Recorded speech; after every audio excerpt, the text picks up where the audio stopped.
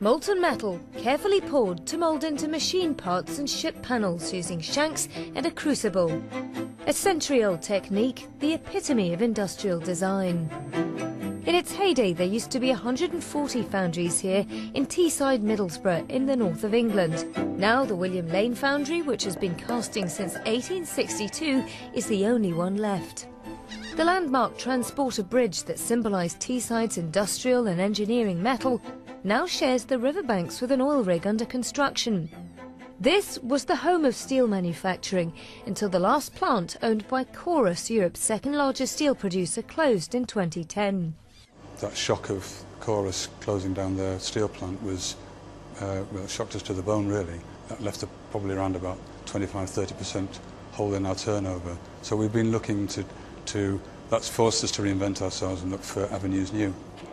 The William Lane Foundry has broken its own mould and metal casting history, where one of those avenues lead to high-end furniture. So what's happened here? British interior designer Fiona Barrett approached the foundry to incorporate bronze into pieces for her first collection. Being from the north of England, I'm very proud of my roots. We have amazing heritage up there, and I've always been very interested in the Roman heritage that we have. We live 2 miles from Hadrian's Wall, so I've been sort of surrounded with it as I've grown up. There's some amazing artisans and craftsmen up there to use their skills and to push their boundaries.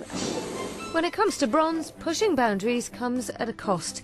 Driven by rising commodities prices for copper, the main component of bronze prices have increased 65% in recent years. When Bill Cliff used to pay $6 a kilo in 2007, he now pays almost $10 a kilo.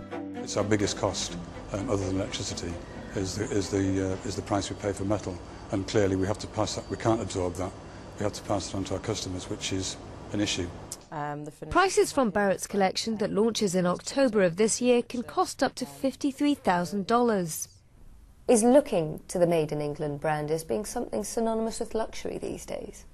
There's a lot of craftsmen and artisans out there who are extremely good at their job, and they're still using their traditional techniques. So there's a history and there's a story behind these pieces rather than them just coming out of a factory. And I think that's what people are looking for, not spending a fortune on something that in 5 years' time they don't like and they have no attachment to, and that, you know, they want to replace it.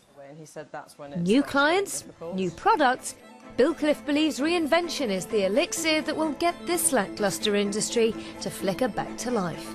Nina Dos Santos, CNN, London.